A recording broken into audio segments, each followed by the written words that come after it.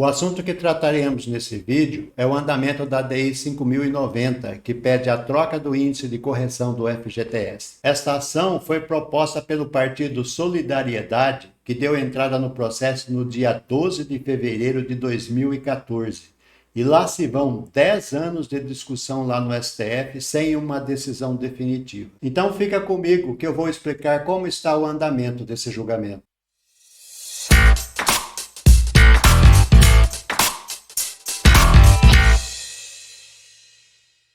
Até parece que a gente fica aqui repetindo a mesma coisa, mas a realidade é que todas as ações que têm por objetivo recuperar perdas financeiras e corrigir injustiças contra os trabalhadores desse nosso Brasil duram uma eternidade sem solução. Bem, essa ADI já teve uma decisão do relator Luiz Roberto Barroso no dia 6 de setembro de 2019, que suspendeu o andamento de milhares de ações que pedem a substituição do índice de correção do FGTS.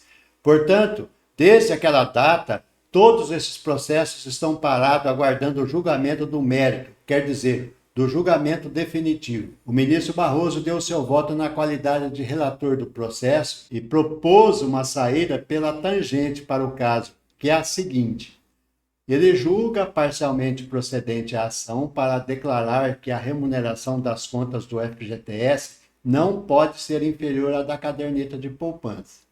Aí no outro item ele diz o seguinte: estabelecer que os efeitos da presente decisão se produzirão prospectivamente para os novos depósitos efetuados a partir de 2025. No item seguinte, o item 3, ele fala o seguinte: estabelecer como regra de transição aplicável aos exercícios de 2023 e 2024 que a totalidade dos lucros auferidos pelo FGTS no exercício seja distribuída aos cotistas, podendo a questão da ocorrência de perdas passadas somente ser avaliada e equacionada por via legislativa e ou mediante negociação entre entidades de trabalhadores e o Poder Executivo. O objetivo desse canal é explicar as leis e decisões judiciais para quem não é advogado.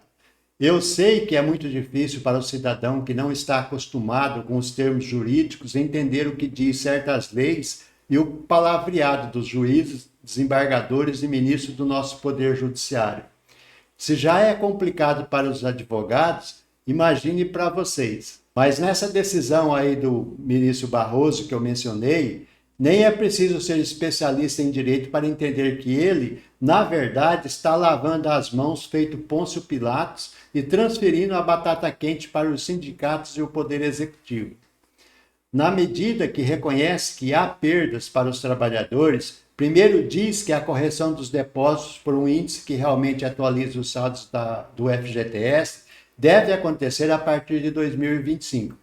E depois passa a bola para os sindicatos se virarem para negociar com o governo. Daí eu pergunto para vocês, negociar de que jeito? Que poder teriam os sindicatos de trabalhadores em negociar em pé de igualdade com o governo?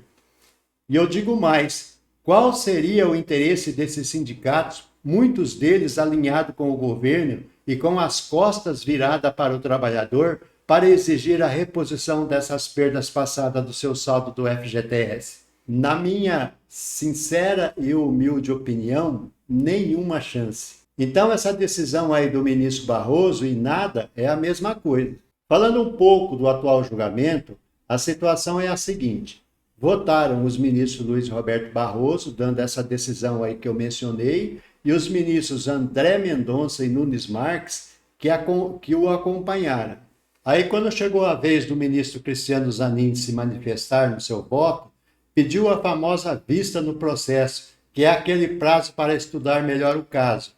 Isso aconteceu no dia 9 de novembro de 2023. E parece que o ministro Zanin estudou bastante o caso, porque só devolveu o processo agora no dia 24 de março de 2024.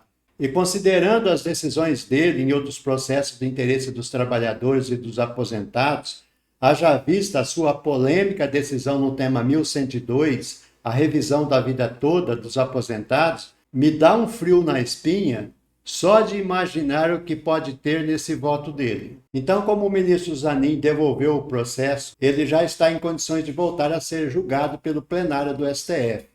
Mas, por enquanto, não tem data agendada. Esse canal tem um vídeo em que aprofundamos um pouco mais o assunto, onde eu, infelizmente, chego à conclusão que esse é mais um julgamento de interesse do trabalhador que vai acabar em pizza. Clica aí no card que está aparecendo na tela para assistir esse vídeo. E se você tem interesse em se manter sempre atualizado sobre assuntos relacionados aos seus direitos como cidadão, se inscreva nesse canal. E obrigado por assistir.